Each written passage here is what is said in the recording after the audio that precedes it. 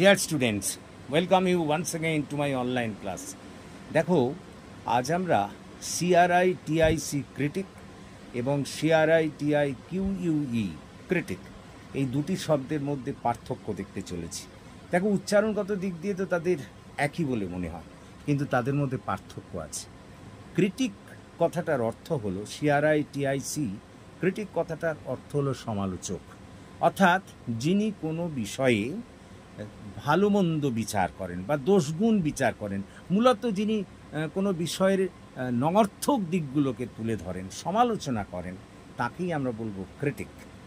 আর অন্যদিকে CRI TI QUE critic কথাটির অর্থ হলো ইভ্যালুয়েশন, মানে মূল্যায়ন, কোনো কিছু বিষয়ের মূল্যায়ন করা, যেখানে ভালো এবং মন্দ উভয় দিকই থাকবে, তাকেই আমরা বলবো CRI TI QUE ক্রিটিক।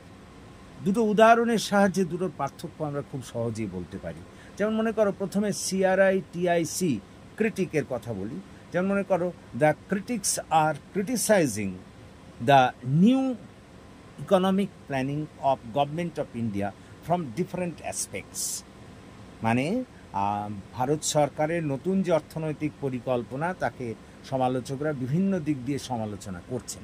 অন্যদিকে CRI TI QUE ক্রিটিকের কথা বলতে পারি, this is a very good critique of the new thesis as produced by professor Ramachandran.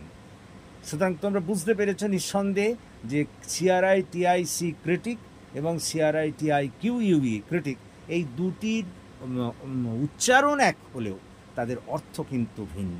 CRI TIC critic মানে সমালোচক, যিনি কোনো বিষয়ের মূলত নঙর্থক দিকগুলি দেখেন বা সমালোচনা করেন।